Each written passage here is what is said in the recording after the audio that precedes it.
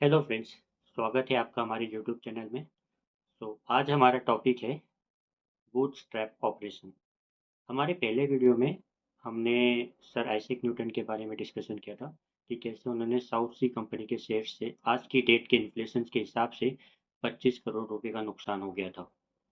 इसी चीज़ को समझते हुए आज हम एक टॉपिक की ओर बढ़ेंगे जिसका नाम है बूटस्ट्रैप ऑपरेशन।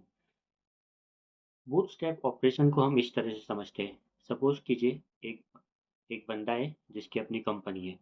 उसने उस कंपनी में पैसा तब लगाया या एक्स्ट्रा पैसा खर्च कर दिया जब वो पैसे को खर्च करने की ज़्यादा ज़रूरत नहीं थी। लेकिन बाद में जब सच में उसको पैसे उस कंपनी में पैसा लगाने की ज़रूरत थी, कंपनी को एक्सपेंड करने की ज़रूरत थी, जब उसे पता था कि ये सही समय है, उस पर्टिकुलर टाइम पे उसके पास पैसा नहीं था। यही सेम कंडीशन हम लोगों के साथ भी होती है शेयर मार्केट में। तो शेयर मार्केट में ऐसे तीन हालात है जिसको हमें समझने की बहुत ज़्यादा ज़रूरत है। पहली जो कंडीशन है जो हमें समझनी चाहिए वो है ऑपरेटर गेम।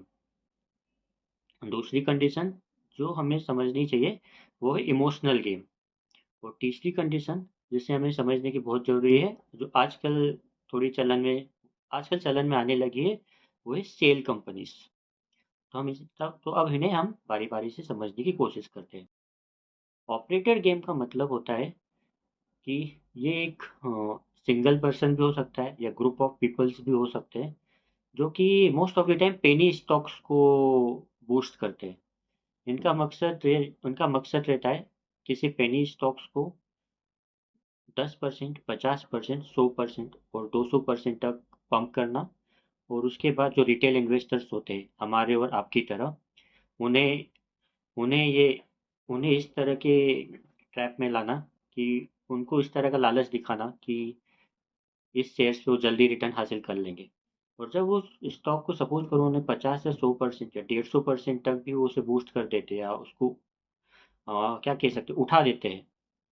और उसके बाद 150% के ऊपर जो रिटेल इन्वेस्टर उसमें पैसा लगाता है और उसको उठाकर 150 टू 200% तक ले जाता है। उसके बाद ऑपरेटर अपना प्रॉफिट गेन करते हैं और सेल करना चालू करते हैं। तो इसे हम कहते हैं ऑपरेटर गेम। दूसरा होता है हमारा इमोशनल गेम। समटाइम्स कंपनीज के अंदर कुछ न्यूज़ आती है जिसमें कि उस पॉजिटिव न्यूज़ आती है जिससे कि ये समझ में आता है कि आने वाले समय में इस कंपनी से हमें बेटर रिटर्न्स मिल सकते हैं।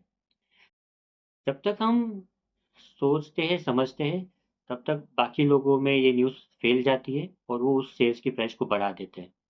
उस टाइम पे अगर हम उस अपॉर्चुनिटी को मिस कर चुके हैं, उस शेयर्स पहले हमें ये समझने की ज़रूरत है कि अगर बाकी लोगों ने शेयर्स को जितना उसका इंट्रिंसिक वैल्यू आने वाले टाइम में होने वाला है, उससे अगर बहुत ज़्यादा गुना बढ़ा दिया है, तो यहाँ पर हमें समझने की ज़रूरत होती है, क्या अभी ये सही टाइम है इस शेयर्स को खरीदने का? समटाइम्स हम इमोशंस में आके कि सब खरीद रहे हैं और कंपनी की न्यूज़ भी बेटर है, हम उसे खरीद लेते हैं। लेकिन एक्चुअल में कंपनी जब इतना रिटर्न नहीं दे पाती है, इतना प्रॉफिट जनरेट नहीं कर पाती है क्वार्टर टू क्वार्टर, तो फिर वो अपने एक्चुअल वैल्यू में आ जाती है और देन हमें लॉन्ग टाइम तक वेट करना पड़ता है अपने प्रॉफिट को बुक करने के लिए। और तीसरी जो सबसे बड़ी समस्या है आज के टाइम में वो है shell companies. Shell companies India में इलीगल है, बट इंडिया के बाहर बहुत सारी जगह पे ये लीगल है। सेल कंपनीज का मतलब ये होता है ना तो ये कोई प्रोडक्ट बेचती है, ना ही ये कोई सर्विस प्रोवाइड करती है। ये बस पेपर में कंपनीज होती है जिसको अलग अलग कंट्रीज के जो रिचेस्ट पीपल है वो वो अपने कैश फ्लो के लिए या अपने ब्लैक मनी को रोटेट करने के लिए यूज करते हैं। इसका इनका अपना एक इंटेंशन होता है। जब भी किसी कंट्री के मार्केट्स को इन्हें बूस्ट करना होता है इंटेंशनली, ये लोग उस कंट्री में पैसा लगाते हैं और जब उनका इंटेंशन कंप्लीट हो जाता है तो ये लोग अपने पैसे को निकाल लेते हैं।